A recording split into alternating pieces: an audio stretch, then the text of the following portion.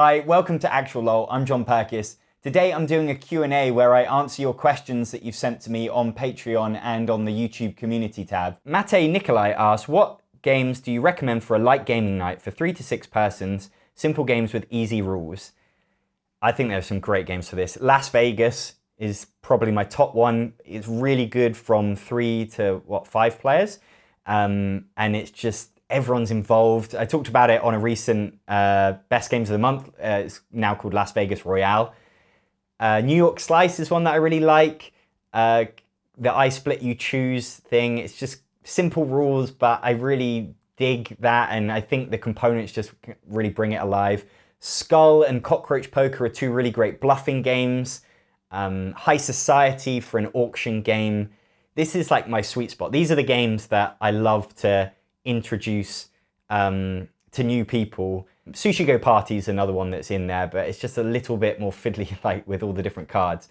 And then if you're going party games, then you've got to be going Code Names and Just One. And if you've got a bigger group, then Telestrations. Those are my kind of big hitters. The Gamerpalooza show asks, are reviewers pressured to do positive only reviews?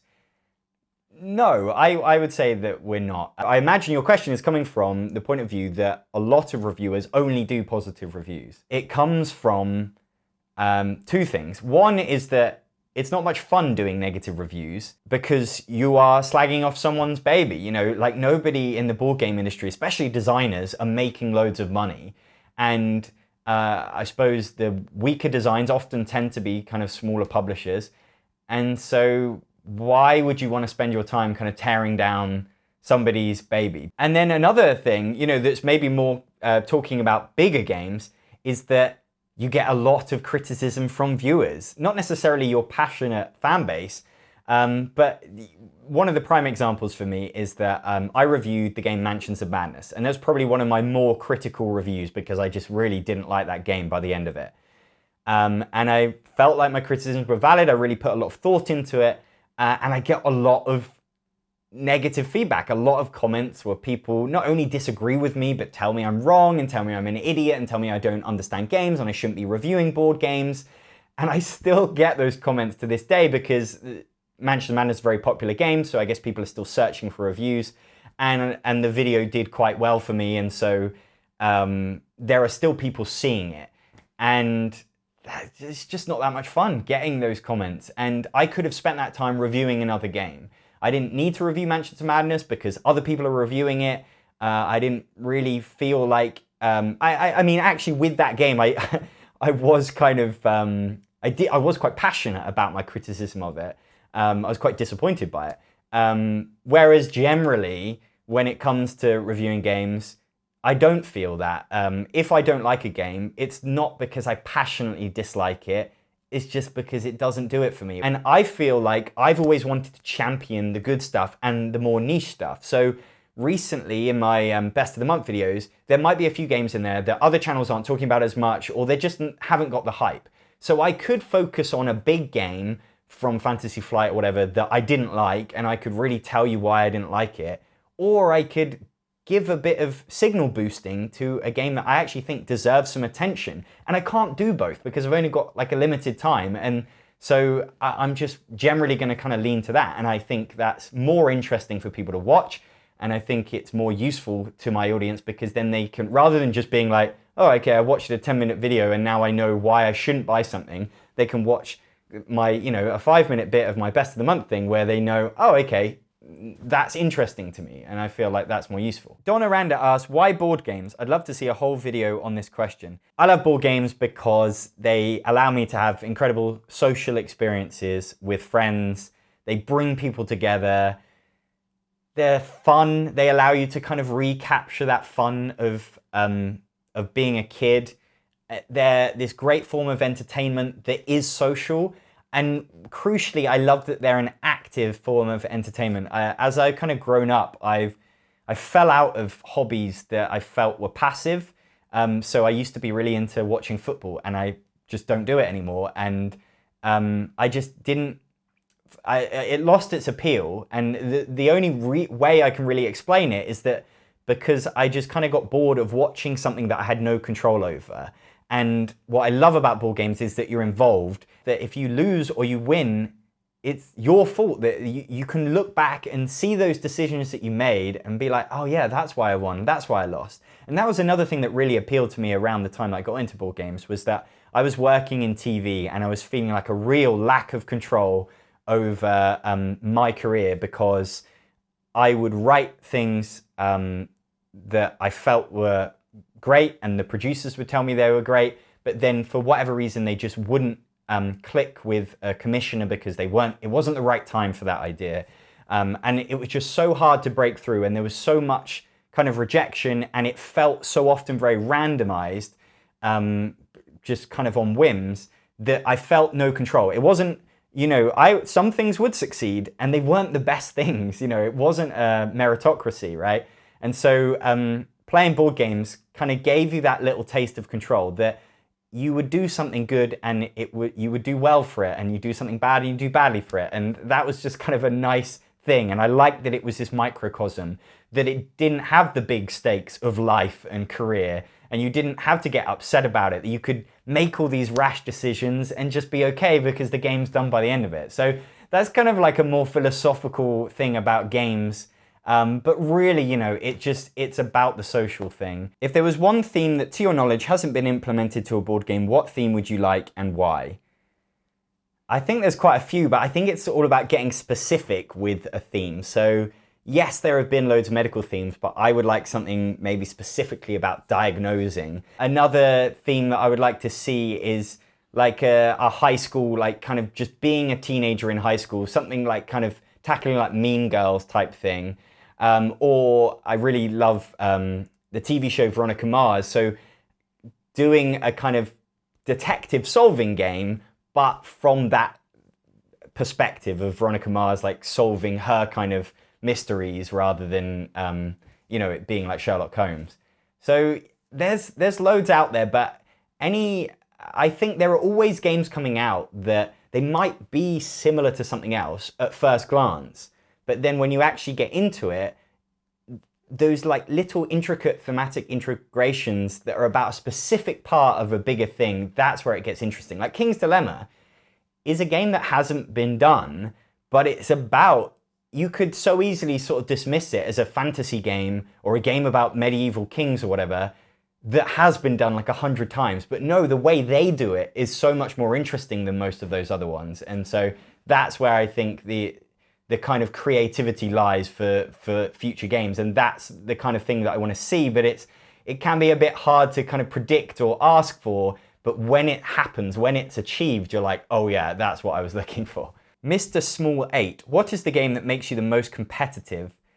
Ooh, I think that probably is negotiation games, because I'm just always just trying to get a better deal out of someone. So we were playing Nothing Personal the other day, and I definitely felt like so in it and invested and just desperately trying to scrape more and heartbroken when it fails.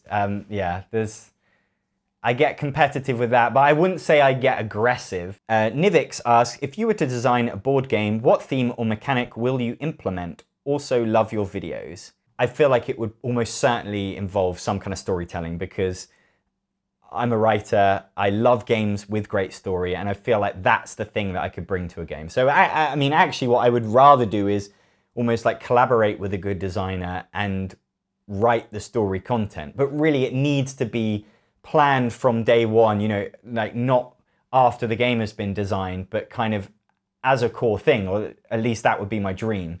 And then the other thing that I've thought about and would love to do, but it just would be such a time-intensive thing, would to make a Sherlock Holmes consulting detective type game, because ultimately that is primarily just a written thing. And obviously there have been other games like Mythos Tales that are inspired by the same formula. And so it just comes down that I would have to write the mysteries and then do all the different passages and stuff. And I would love to do that if I had the time. It's the sort of, it's kind of like, it would be so much work that it's kind of like writing a novel or something. It'd be great if someone would pay you the advance so that you could do it, but you're not sure that you could just take all that time out unpaid to write it. And then of course it might never come to something. But it would be cool, like maybe, you know, as a passion project if I ever get the chance to retire. Pedro Rocha asks, is there a group of board gamers in your city, town, or at least a public space where you can play, or do people always meet up at someone's place? Yeah, I go to a meetup called London on Board. It's on meetup.com and it's massive. It's got like 10,000 members. And then every night of the week and both days, full days on weekend, they take over like a section of a pub for about 50 people. And people can just go there, bring their own games and play games together. And it's amazing. And I'm really lucky for that. It's got really great organizers, first and foremost, that put the effort in to find venues. You know, we're very lucky to have venues that are willing to like have us there, you know, in return for just like what we spend on food and drinks. And, you know, I'm ultimately just lucky that I live in such a big city where there is that huge community and there are just so many people that want to play board games. Sherwin Kienbauer asks, what's the type of board game play style that you do not see that often that you wish to see more of? I don't think that I have a play style as such, but what I love to see and get excited about is just when a game feels like it's doing something different. And I know that's kind of like a big ask because you're effectively just wanting there to always be innovation. But there was just something so cool about The Mind when it came out. It felt so original and different, and the feel of it, the experience that you got playing the game was different to any other game that I own and have played. And so I want to see more things like that. And it's so hard to pinpoint what that is. And, you know, I feel for designers that are trying to create that, but I think it's about just trying to be different, not just doing another deck builder because you've got an idea for a slight tweak. Yeah, I want to see kind of board games taken into new places, and I do think that there are examples of games that do that, and there is clearly still space because The Mind is only a year old. So yeah, I mean, that's the stuff I'm really excited about. Fernando Pena asks, what are your top 5 board game content creators besides yourself, obviously? It'd be great if you plug in some other channels' podcasts. I don't want to rank people because that gets awkward. And also I think I would judge people on different things. Like there are some videos that channels that I watch a lot because they might cover games that are new that I don't know about. But that doesn't mean that I actually rate their material better than other people. So I think, you know, you've got the ones that hopefully people already know about. So there's a lot of channels that are bigger than mine. So anyone with subscribers over mine, I'm not going to mention right now. But people that make stuff that I really respect. Paula Deming with she makes these Things Get Dicey sketches that are just really funny and so well made. Like I can't imagine the kind of skill and the time put into them. So they are really cool. Girls Game Shelf are a great review channel and I support them on Patreon because I want to see them make more videos. The Game Pit are a smaller channel that do really cool, succinct, like overviews of a game. Like they call it a pit stop, and I think it takes like a minute or two. And it's just such a good way to learn about a game. I think they've really nailed that format, and I feel like they deserve way more subscribers for that kind of stuff. I find it really useful to, you know, you might hear about a game and you'd be like, oh, I can't be bothered to watch like a 20-minute review, and you just watch that and you kind of get everything that you need to know.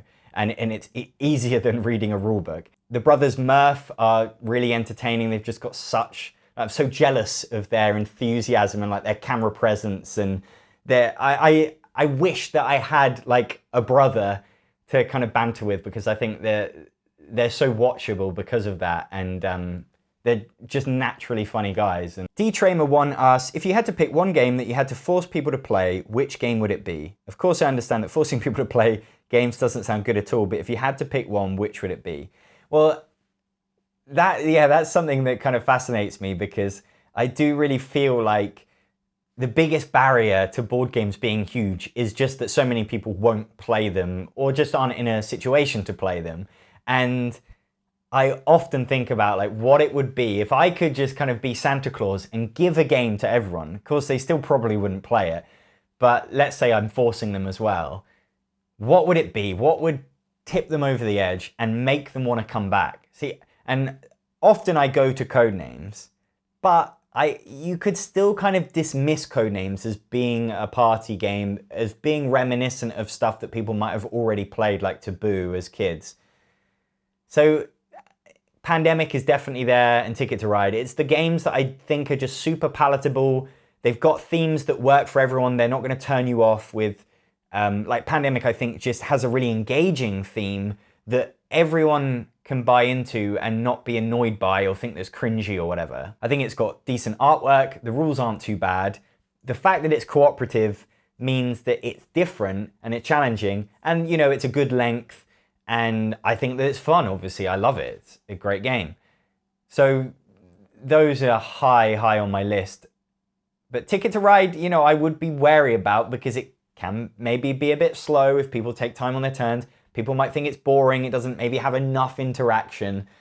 And yeah, is there a perfect game beyond that? Yeah, I don't know. Like, I really struggle to think of one. Jonathan DeWitt asks, what's your favorite smell?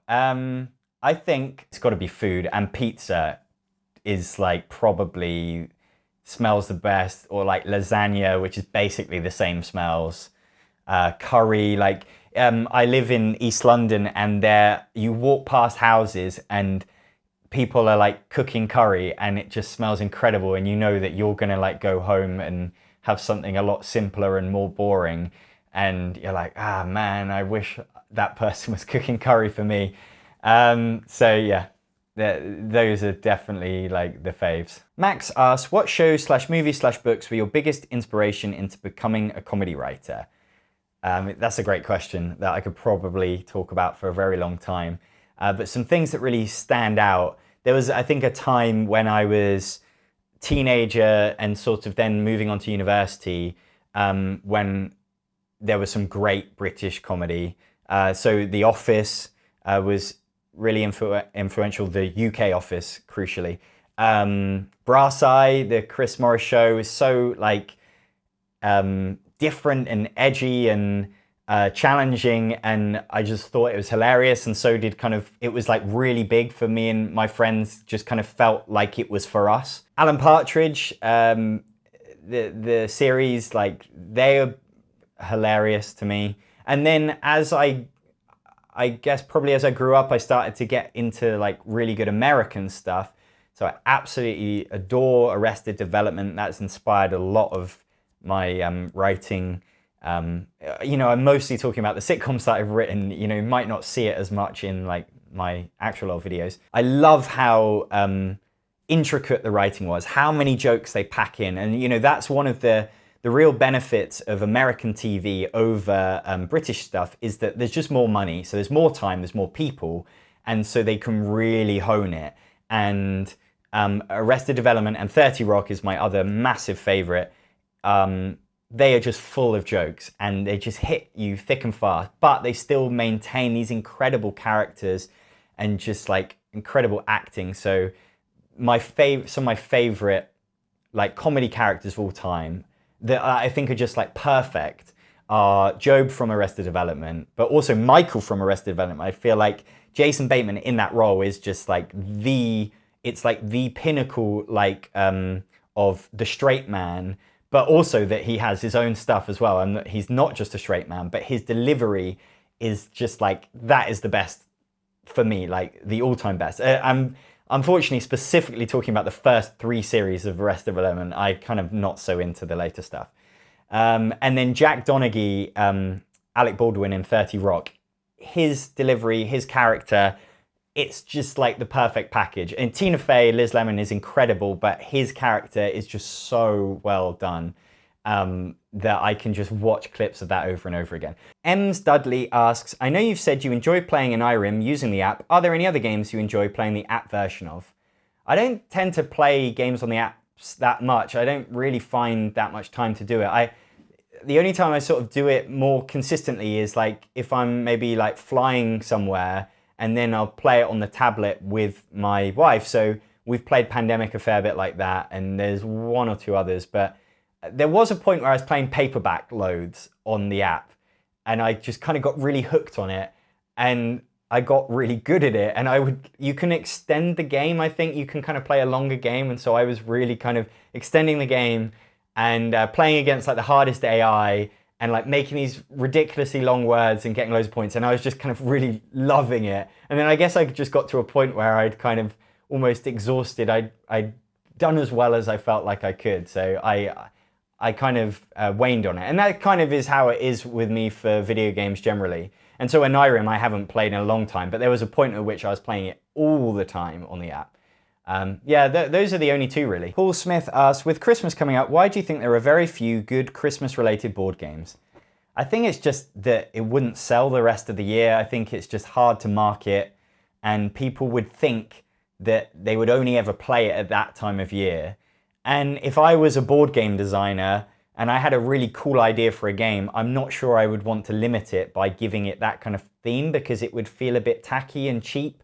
I think it's just the way that we have the kind of like the consumerist world around Christmas. Everything is sold to kind of last for only Christmas, and it just maybe just doesn't feel that special. Which is interesting, because I think there's great Christmas films and Christmas songs, but I think, yeah, I just think it's a little bit too niche within already a niche. And yeah, I just think if you ask designers, they would think it wouldn't sell. Jonathan DeWitt asks, what are you proud of but never have an excuse to talk about? That's a really cool question.